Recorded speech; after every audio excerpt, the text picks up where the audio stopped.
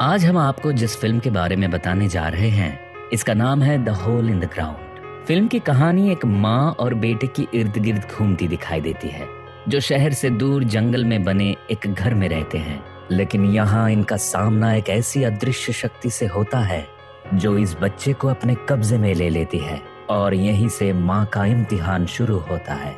आपको क्या लगता है, क्या वो शक्ति बच्चे को मार देगी या वो औरत अपने बच्चे को बचाने में कामयाब हो जाएगी? चलिए हम बताते आपको इस फिल्म की पूरी कहानी। फिल्म की शुरुआत में हमें एक महिला सारा और उसका बेटा क्रिस नजर आते हैं। सारा एक ऐसी महिला है जिसका पति उसे मारता पीटता है और उसके साथ बुरा सलूक करता है, जिसके कारण वो अपने पति को छोड़ देती है। वो अपने बेटे को साथ लेकर शहर के पास बने एक घर में रहने के लिए अपनी कार से जा रही है। वे दोनों आपस में बात कर रहे होते हैं और इस दौरान सारा का ध्यान भी सड़क पर से हट जाता है। इतने में क्रिस जोर से चिल्लाते हुए अपनी माँ से कहता है कि सड़क पर कोई है। मॉम, सामने देखो। सारा तुरंत ही अपनी कार को दूसरी तरफ मोड़कर एक्सीडेंट होने से बचा लेती है। लेकिन इसके बाद जब वो कार से उतरकर पीछे देखती है तो वहां उसे एक अजीब महिला दिखाई पड़ती है। सारा उससे ये पूछने के लिए जाती है कि वो ठीक है या नहीं, लेकिन वो महिला बस एक ही बात दोहराती रहती है कि सब मारे जाएंगे, कोई नहीं बचेगा, वो यहीं आसपास है। कोई नहीं बचेगा, सब मारे जाएंगे। इसके बाद वो महिला कार में बैठे क्रिस को घूरने लगती है। वही सारा उसके इस रवैये से डर जाती है और क्रिस को साथ लेकर अपने घर आ जाती है।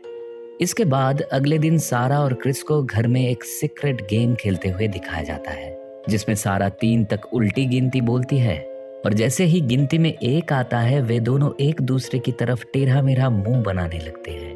और यही हमें ये भी पता चलता है कि क्रिस को मकड़ियों से बहुत डर लगता है। जब सारा उस मकड़ी को एक जार में पकड़कर घर के बाहर लाती है तब क्रिस उससे अपने फादर के बारे में पूछते हुए गुस्सा हो जाता है और गुस्से में मकड़ी को मारकर जंगल की तरफ चला जाता है। अपने बेटे को ऐसे भागते देख सारा भी उसके पीछे जंगल तक पहुंच जाती है, मगर उसे क्रिस कहीं भी दिखाई नहीं देता और वो परेशान हो जाती है। अब वो जैसे ही आगे बढ़ती है तो उसके सामने एक बहुत बड़ा गड्ढा आ जाता है और वो वहीं रुक जाती है। लेकिन तभी क्रिस उसे पीछे से आवाज लगा देता है, जिसके बाद क्रिस उससे उस गड्ढे के बारे में पूछता है, लेकिन सारा उसकी बात का कुछ खास जवाब ना देते हुए उसे अपने साथ वापस घर ले आती है। अगली सुबह सारा अपने बेटे को स्कूल से पिक करने जाती है और उसे कहती है कि उसे स्कूल में नए दोस्त बनाने चाहिए, मगर क्रिस कहता है कि उसे किसी से भी दोस्ती नहीं करनी। यहाँ से सीन बदलता है, जिसमें सारा अपने दोस्तों के साथ डिनर करती दिखाई देती है। इसी दौरान सारा को अपनी दोस्त लुइस से उस महिला के बारे में पता चलता है जो सारा की कार के सामने आ गई थी। लुइस सबको बताती है कि उस महिला का नाम नोरिन है और उसका बेटा जेम्स लुइस की क्लास में ही पढ़ता था।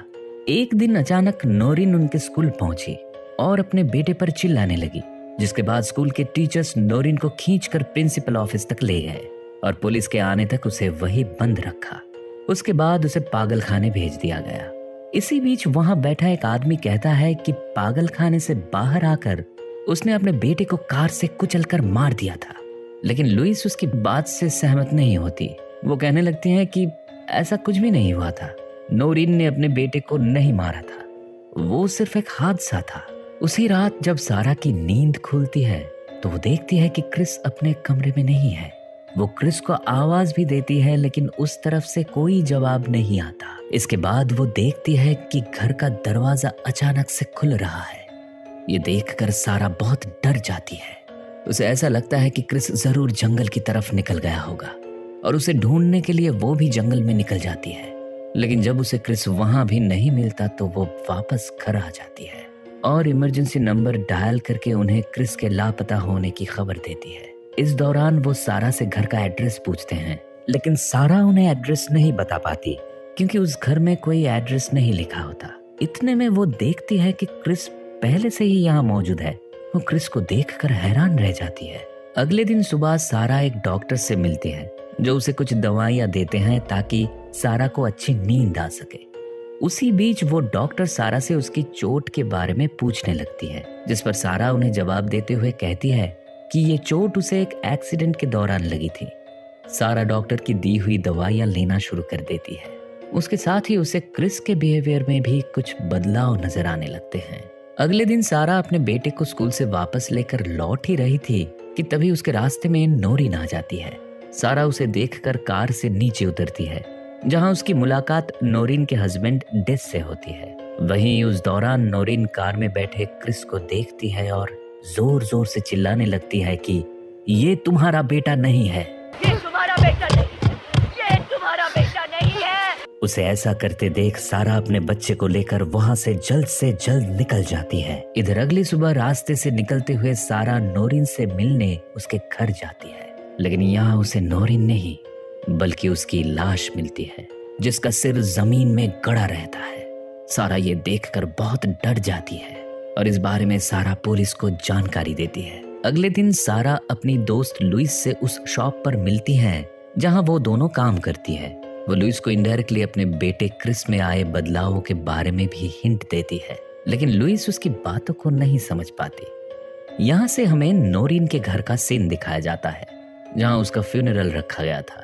वहाँ सारा देखती है कि सभी कांच की चीजों को काले कपड़े से ढका गया था।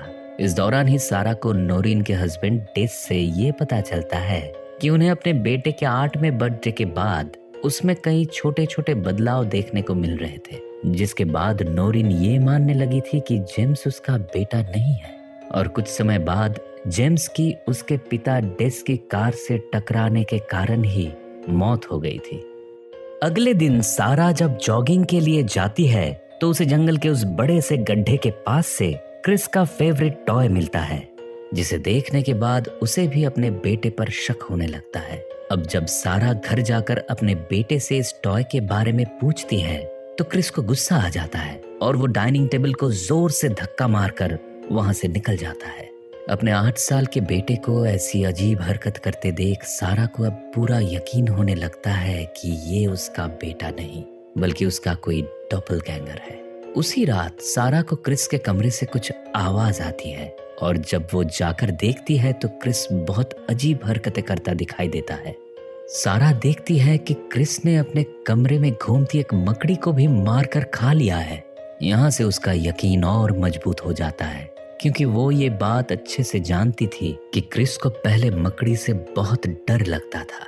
अगली सुबह सारा उसे डॉक्टर के पास लेकर जाती है और उनसे कहती है कि क्रिस बदल रहा है। इसके बाद सारा अपने बेटे पर नजर रखने के लिए घर में एक कैमरा लगा देती है और साथ ही उसे ये भी महसूस होता है कि वो डॉपलगैंगर भी उस पर नजर रख रहा है। इसके बाद हमें स्कूल का फंक्शन दिखाया जाता है, जहां सारा को अपने बेटे में बड़ा बदलाव दिखाई देता है, जिसके बाद वो इधर उधर भागने लगती है। यहाँ जब उसकी दोस्त लुइस उसे पूछती है कि उसे क्या हुआ है तो सारा उसे जवाब देती है कि क्रिस उसका बेटा नहीं है और वहां से भागकर घर आ जाती है।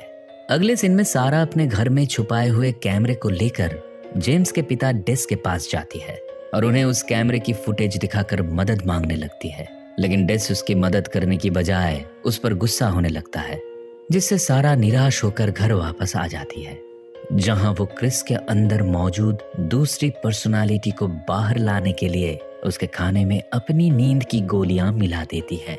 जब सारा देखती है कि क्रिस खाना खा चुका है तो वो उसके पास जाकर उसे वही वाला सीक्रेट गेम खेलने के लिए कहती है जो वो दोनों अक्सर खेला करते थे, लेकिन जब वो गिनती बोलती है तो क्रिस कोई रिएक्ट नहीं करता। अब सारा का शक पूरी तरह से यकीन में बदल जाता है और उस पर जोर से चिल्लाते हुए कहती है कि तुम मेरे बेटे नहीं हो। इतना सुनते ही क्रिस को गुस्सा आ जाता है और वो सारा को बुरी तरह से मारने लगता है, जिसके बाद सारा बेहोश हो जाती है और वो सारा को घसीटते हुए जंगल में ले जाता है, जहां वो उसके सिर को जमीन में गाड़ देता है। लेकिन तभी क्रिस पर सारा की दी हुई नींद की गोलियों का असर हो जाता है और वो वही बेहोश होकर गिर पड़ता है। वहीं दूसरी तरफ सारा को होश आ जाता है और क्रिस को वापस घसीटते हुए अपने घर के बेसमेंट में ले जाती है। यहाँ जब सारा एक आईने में अपने बेटे को देखती है तो उसे उसके अंदर एक मॉन्स्टर दिखाई देता है, जिसे देख सारा बहुत डर जाती है और उसे बेसमेंट में बंद करके सीधे उस बड़े से गड्ढे के पास जाने के लिए निकल पड़ती है। उस गड्ढे के पास पहुंचने के बाद सारा उसके अंदर उतर जाती है और सीधे एक गुफा में पहुंच जाती है। इस गुफा में बहुत अंधेरा होता है, लेकिन सारा फिर भी अपने हाथ में एक टॉर्च लिए आगे बढ़ती रहती है। सारा को यहाँ बहुत सारे कंकाल दिखाई देते हैं, जिनके बीच में उसे उसका बेटा क्रिस भी मिलता है। अब सारा अपने बेटे को वहां से ले जाने के लिए आगे बढ़ती है कि तभी वहां वो मॉन्स्टर भी आ जाता है और सारा का हाथ पकड़ लेता है। सारा जब पलटकर देखती है तो उसे पता चलता है कि उस मॉन्स्टर ने सारा का ही रूप ले लिया है, मगर सारा उसे धक्का दे देती है और अपने बेटे को उठाकर अपने साथ ले आती है। लेकिन घर पहुंचकर सारा देखती है कि उसके बेटे के रूप में वो डॉपलगैंगर अब भी घर में ही है, जिसके बाद वो घर में आग लगा देती है, क्योंकि उसे ये पता था कि जो वहां कैद है वो उसका बेटा क्रिस नहीं है। उसका बेटा तो वो है जिसे वो उस बड़े से गड्ढे से लेकर आई है। उसके बाद वो क्रिस को अपने साथ लेकर शहर में आ जाती है। अब हमें कुछ समय बाद का सीन दिखाया जाता है, जहां सारा और क्रिस शहर में खुशी खुशी अपनी लाइफ जीने लगते हैं। लेकिन सारा के मन में अब भी कहीं ना कहीं उस मॉन्स्टर का डर रहता है, इसलिए वो अपने घर में बहुत सारे आईने भी लगा कर रखती है, क्योंकि वो ये बात अच्छे से जानती थी कि आईना कभी झूठ नहीं बोलता। और साथ में क्रिस पर भी चुपके से नजर रखती है, ताकि उसे पता चल सके कि क्रिस के अंदर कहीं अब भी वो मॉन्स्टर तो नहीं है। और यही फिल्म खत्म हो जाती है। दोस्तों, आपको film the hole in the ground की कहानी कैसी लगी हमें कमेंट्स में जरूर बताएं। इसके साथ ही वीडियो को लाइक और चैनल को सब्सक्राइब करना भी ना भूलें। साथ में बेल आइकॉन भी दबाते जाएं, ताकि आने वाली सभी वीडियोस के नोटिफिकेशन आपके पास सबसे पहले पहुंच